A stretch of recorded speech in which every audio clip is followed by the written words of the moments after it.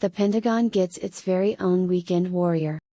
In an era where reality TV stars become leaders of the free world, the Senate has decided to up the ante by confirming Pete Hegseth, former Fox News weekend warrior, as the Secretary of Defense.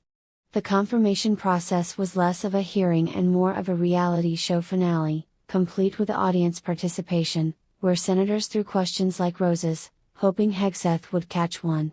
The Senate Armed Services Committee, known for its rigorous evaluation of candidates, turned into an episode of The Bachelor, Pentagon Edition.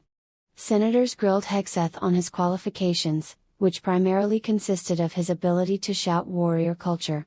With conviction and his extensive experience in discussing military matters over brunch on Sunday mornings. "I've seen combat," Hegseth declared, referring to his time on the front lines of cable news debates. "I've dodged more tough questions than bullets." This statement was met with enthusiastic applause from the gallery, where attendees were handed tiny American flags and USA foam fingers for the occasion. Critics argued that Hegseth's most significant military experience was arguing with liberals on air, but supporters countered that this was precisely the kind of combat experience needed for modern warfare, the war of words, memes, and tweets. "Who needs strategy when you've got sound bites?" exclaimed one senator, who was quickly given a nod of approval by the new secretary.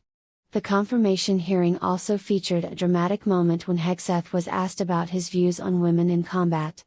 "I believe women should be in the kitchen of war," he stated, quickly clarifying, "I mean, leading from the front, with an apron. I mean, uniform."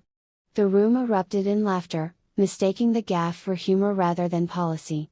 When questioned about the vast Pentagon budget, Hegseth promised, "I'll manage it like I manage my Twitter followers, with likes, retweets, and blockades against those who disagree."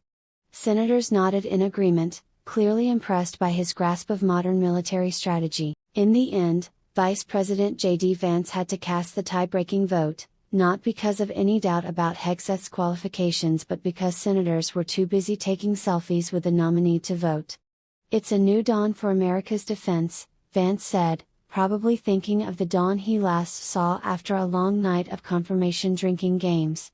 Hegseth's first act as secretary was to propose renaming the Department of Defense to the Department of Offense, ensuring that no one would ever underestimate America's readiness for a Twitter feud or a weekend cable news showdown. And as for military readiness, well, that's now measured in how quickly one can pivot from discussing troop deployments to the latest conservative talking points.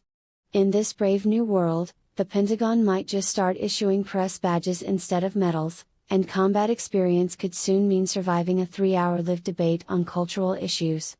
Welcome to the future of American defense, where every day feels like a Saturday morning.